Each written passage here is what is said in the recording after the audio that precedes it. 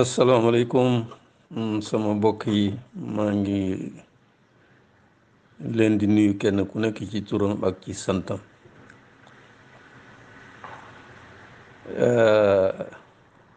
Dama déglu sama mag ji àll kan xam nga moom mooy sama mag bu waxee sax waruma cee teg baat waaye li mu wax lu wér a wér la lu wér a wér a wér la lu ñu mat a déglu. xam nga nun ñi tuddee suñu bopp Pastef am ab projet am ku nekk ci kaw ñu naan Ousmane Sonko danoo jàpp ne te moom la ñuy wax bis bu ne ñii fi nekkoon démb ak bërki démb yàq nañu suñu réew mi, yàq nañ ko ci jëf, yàq nañ ko ci wax, yàq nañ ko ci nii, yàq nañ ko ca nee. juróom benn fukki at rawatina 1er avril 2000 ba Abdoulaye Wade di jëlee réew mi ba fii nu ne réew mi dafa yàqu. ñu ne nit ñi dañoo yàqu, jëf yi nii dañoo yàqu, wax ji daf lépp a yàqu. nu ne nun bokkunoo ak ñooñu, daanaka nun beneen xeet lañu, bokkunoo ak ñooñu. danoo bëgg ñooñu abal nu ñu fab réew mi bu fekkente ne ki ñu yaakaar doy na leen muy Ousmane Sonko, ci gannaaw yàlla doy na leen muy Ousmane Sonko, ñu jox ko kàddoom, jox ko réew mi. nu jàpp ne buñ ko joxee réew mi doxalin wi mu koy doxalee dana wuute ak doxalin wi ñu ko doon doxalee 17 décembre 1962 ba fii nu ne. bokkunoo ak ñoom dara, bokkunoo ak ñoom doxalin, bokkunoo ak ñoom jëf. lépp lu ñaaw lañ daan def buñ la joxee réew mi dina fi jóge. waaye buñ jàppee ne nag nun bokkunoo ak ñoom ci dara, noo leen gën, te jàpp naa ni man ba may gis leneen noo leen gën. jàpp naa ni ba may gis leneen réew mi buñ ko tegee ci loxo Ousmane Sonko dana ko jaarale feneen fu ko ñooñee jaaralewuloon. waaye loola bala nu caa àgg dañ ko war a wane ci suñ biir, def benn dank rek ak benn jubluwaay ak benn bëgg-bëgg, jaar wenn yoon woo xam ne kenn du ko jàdd. yoon wi buñ ci dugal dara lu ci bokkut.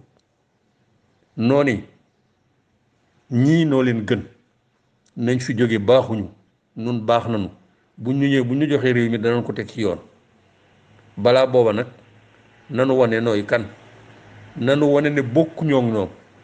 nanu wane ne suñuy doxalin bokkul ak seeni doxalin, nanu wane ne suñuy jëf bokkul ak seen jëf, nanu wane ne suñuy kaddu bokkul ak seeni kaddu. yoon wa nga xam ne fa la ñuy jaarale réew mi nun nan dugg ca yoon woowee te buñ ko jàdd, te buñ ko jàdd. lépp loo xam ne lii ku ko gis ci nun ne ñii kët dañuy wax rek waaye ñoo ñëpp a yem, loolu moom nañ ko moytu. Sénégal dañ naan kenn baaxut ñëpp a yem. ñi koy wax li ñu ko duggee mooy comme kenn baaxut moom ñi fi nekk boobu ñu bàyyi leen fi rek. Macky Sall baaxut, Abdoulaye Wade baaxut, ñi ci des it baaxut, koo fi indi day mel ni ñoom, bon nañ leen fi bàyyi. loolu nit ñi bëgg a gëmal buñ ko nangu nun. Ousmane Sonko nan jàpp ne du Abdoulaye Wade, Ousmane Sonko nan jàpp ne du Macky Sall. bokkuñu mooy li nu gëm. lu ñaaw lañ daan def lépp bu ñëwee dana dañ ci réew mi, moom la nu gëm. lu ñaaw la dana dañ, lu rafet rekk wutu ko. bon nag nun suñu bopp balaa noo àgg 2024, bala noo àgg 31 janvier juillet 2022 gi danoo war a wane ne nun kat bokkunoo ñii. warunoo def dara ci suñ biir loo xam ne lii muy wax walla muy jëf ñeneen ñi dañu duut baaram ne xoolal ñii li ñoom kat ñoom ñëpp a yem, ñii kat ñoom ñëpp a yem. maanaam ci élection locale yi am na ci loo xam ne lii duut nañu ci baaram. ci tabbante bi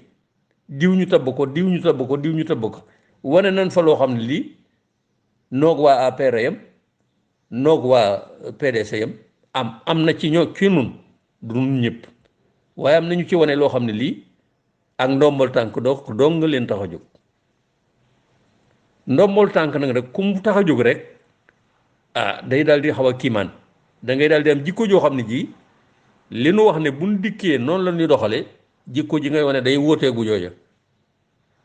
bu nu jiital ndombal tànk bu nu jiitalu xeet bu nu jiital nangam bu nu jiital nangam comme ni ko sama mag Ousmane Alla kan waxe nan def benn dànk benn bëgg-bëgg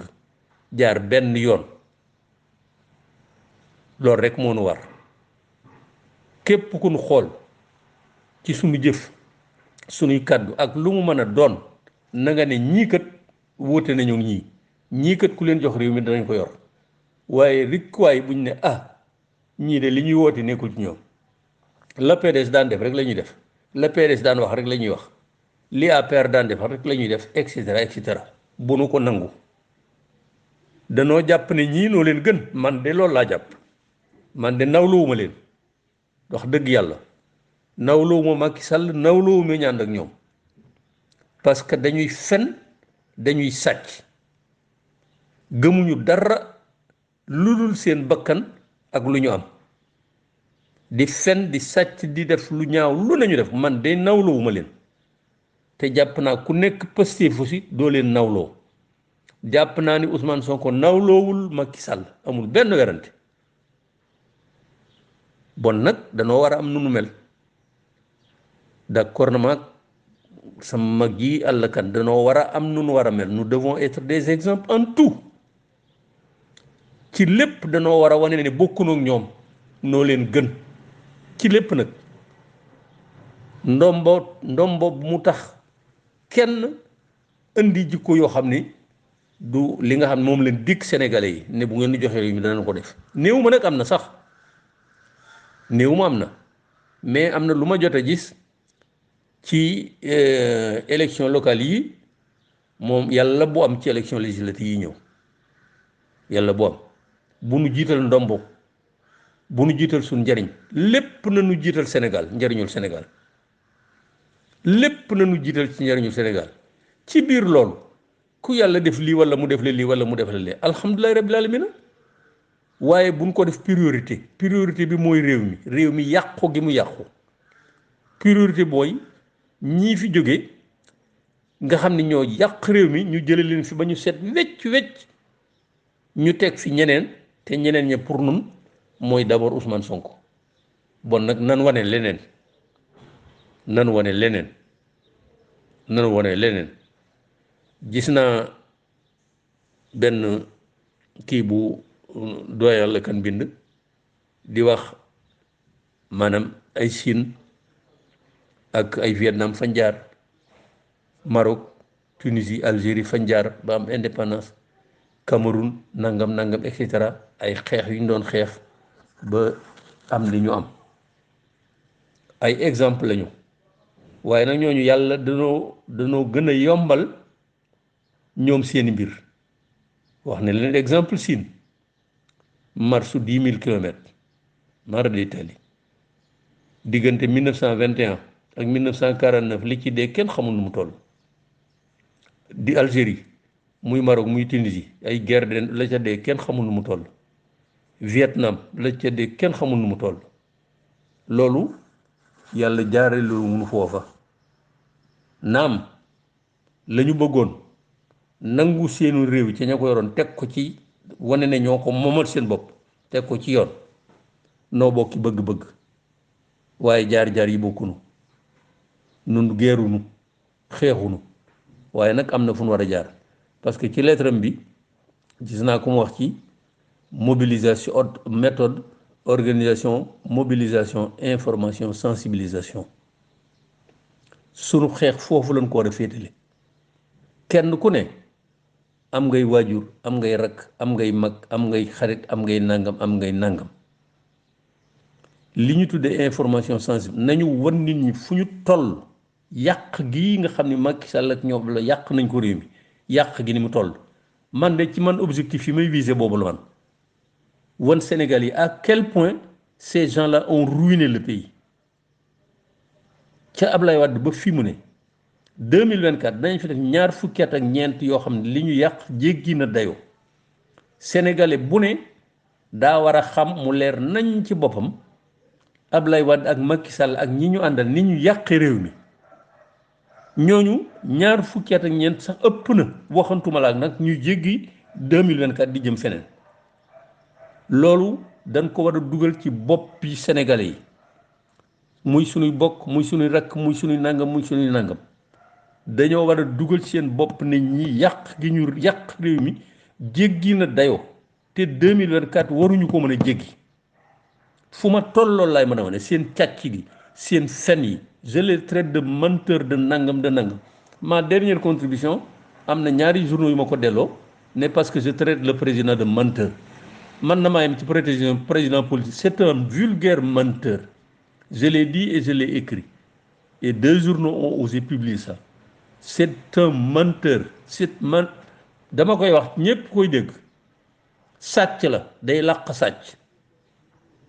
li ñu naan receleur Macky Sall est un vulgaire voleur Macky Sall est un vulgaire receleur moo jiite sàcc yi c'est lui qui nourrit qui entretient au quotidien la corruption Macky Sall nourrit et entretient au quotidien la corruption, les détournements de deniers publics. Nos valeurs là, qu'ils nous promettent, voilà, il disait, je vais redorer le blason des valeurs nangam. Fen day kàcc dafa gën a yàq gis ngeen ni muy def et puis ñu naan wóolu na boppam c'est un génie politique du dara ba dara wala jeex bu wóolu woon boppam Benno Bokk Yaakaar dana ko doy du dem fu ne mu jëm faa décrocher mairie waaye ñu ñàkk fayda ñu ñàkk jom ñooñu muy décrocher nga xam ne dama jàpp ne sax amuñu waruñoo am ak njaboot gu leen di dégg parce que nga nekk ak nit dem campagne électorale lu ne nga wax ko ñu fal la nga dem ne sous prétexte ñoo ñàkk jom ñoo ñàkk ngor ak ki leen di woo ñoom ñëpp a yam loolu sunu information sensibilisation nañ ko jëmee ci loolu wane ne ñii duñu dara ba dara booloo jeex yàq nañu sunu réew mi yàq gu jéggi dayoo dana àgg 2024 mënuñu ci dara waaye 2024 ñoom ñëpp la wax képp ku ma sa laal ci Abdoulaye Wade képp ku ma sa laal ci Macky Sall ñooñu ñu tudde famille libérale ils doivent débarrasser le plancher seen mbon yooyu lañu war di dëkkal ci bakkan ci noppi nit ñi te di joxe firnde moo tax man bu may joxe damay joxe firnde yàq-yàq yi damay joxe firnde te yéen ñëpp xam ngeen ko yàq-yàq yi inspection générale d'État mi ngi koy génne yàq-yàq yi cour des comptes mi ngi koy génne yàq-yàq yi OFNAC mi ngi koy génne yàq-yàq yi autorisation de régulation des marchés te ñu tuddee ko léegi autorisation xaw ma lan di changé naan sous prétexte de transparence dañuy fen ñooñu ñëpp seeni rapport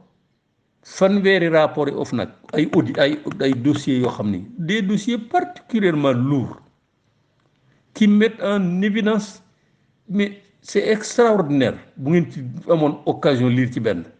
fanweeri ak ñeenti dossier wala juróom ña nga ca taabali procureur jóge ci OFNAC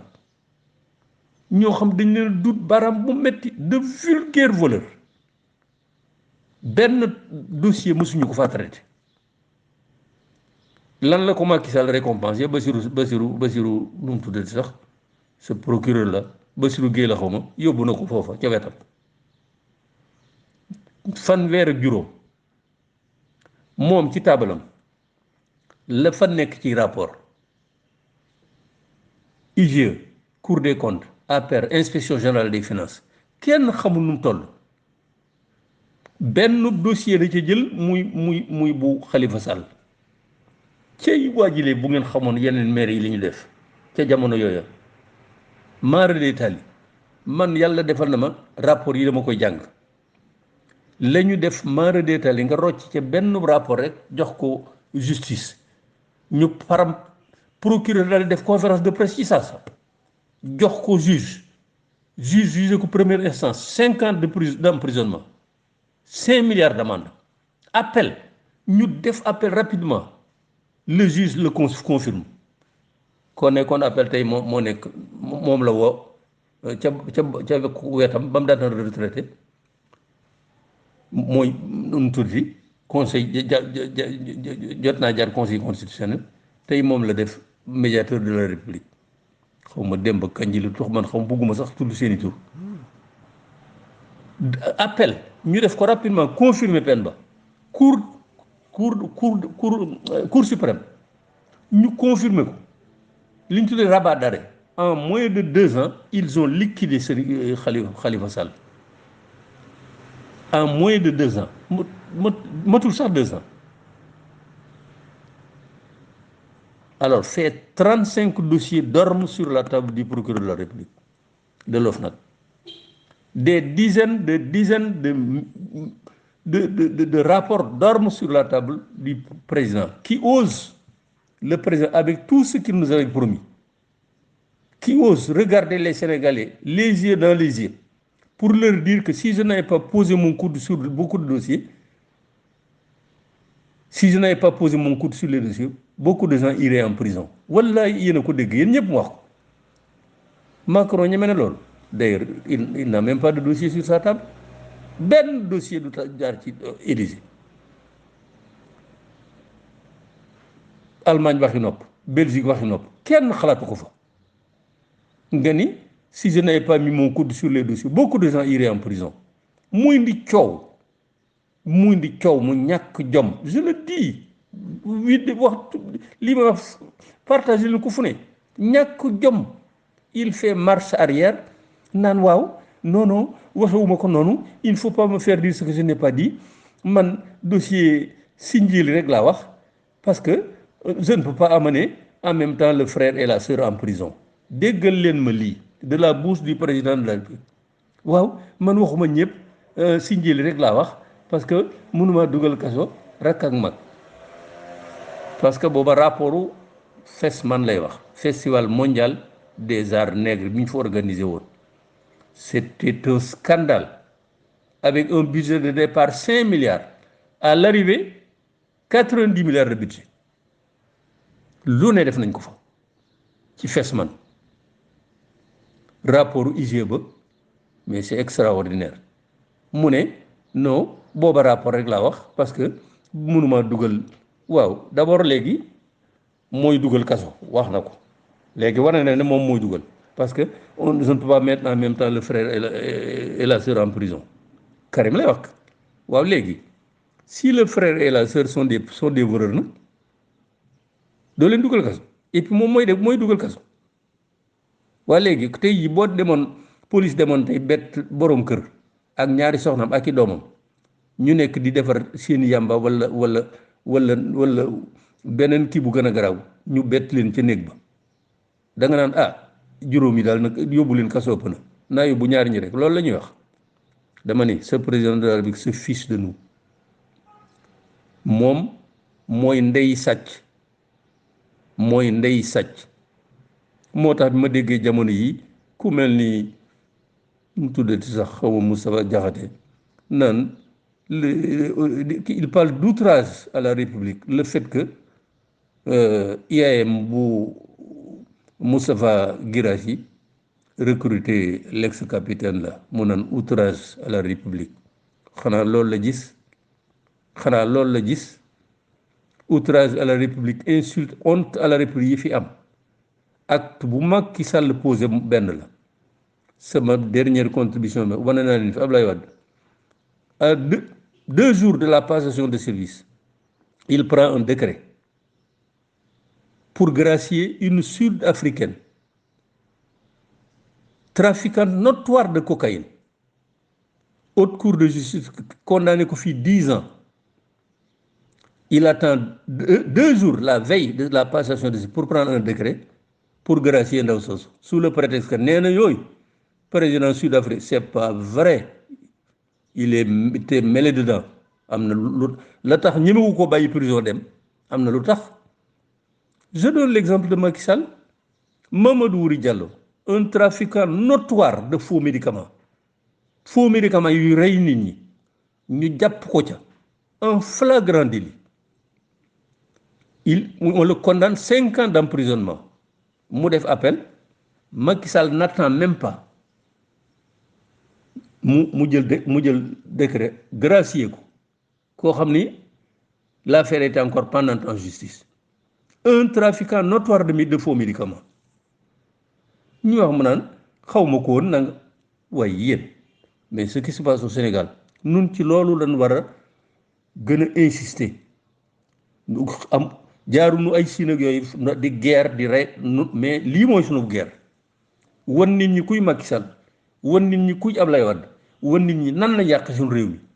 wan nit ñi leen wër ñan lañ ñu ñàkk ñoom ñu ñàkk ngor qui ont perdu tout sens de l'honneur et de la dignité ce sont ces gens-là qui nous gouvernent nun nag danoo bokkunoo ak ñoom bu nu bokk ak ñoom mukk ci àddina te nanu koy wane ci sunu lépp nanu def benn dank waasoog nangam ak loolu warta en place ci nun ñi nga xam ni danoo def Ousmane Sonko gannaaw yàlla muy sunu yaakaar def ne gannaaw yàlla danañ ko jox réew mi 2024 te buñ ko waxee dana ko yore yi neneen noonee nag nu digge ne buñ ñu joxee noone leen ko yore nan ko wane ci suñu biir nan ko wane ci suñu lépp d'accord na maag sama doyen àllkat wax na dëgg nan def benn dank def lenn rek muy suñu priorité muy l'avenir de la jeunesse sénégalaise l'avenir du Sénégal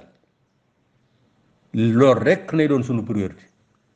te liggéey bi ñu ci mën a liggéey nanu dem ci nit ñi informer sensibiliser conscientiser et cetera wan nit ñi kan mooy Macky Sall ak kan mooy Ablaye Wade ak ñii li ñu yàq ni mu demee jéggi na day dañ fee war a jóge loolu moo war a nekk suñu liggéey man de ci laa ne maa ngi encourager les uns et les autres di gërëm mon doyen Allah je lui renouvelle mon estime mon amitié et mon respect maa ngi leen di yéen ñëpp yàlla nañu yàlla defal bëccëgu jàmm koor gi li ci des ñi nga xam ni jullit lañ ci nun ak ñoom jiitu nañu moom suñu bokki catholique yi boor dañu defe naa seen ñeent fukki fan ba jeexal ko ni leen ko yàlla yombale yàlla nañu yàlla yombal li ci des yàlla nañu ko àggaleeg jàmm ni ko sama borom bëggee te bu saagee yàlla nañu fay ba fay nu lu raw suñu njort ci barke weer wi 2024 yàlla na fi sama borom bi raxasal Sénégal ñii fi nekk tey nga xam ne ñu bona mun tekkiwuñu dara yàlla na leen sama borom bi jóge teg fi ku mel ni Ousmane Sonko te liñ yaakaar ci moom yàlla bu suñu yaakaar tas baax na maa ngi leen di gërëm di leen sant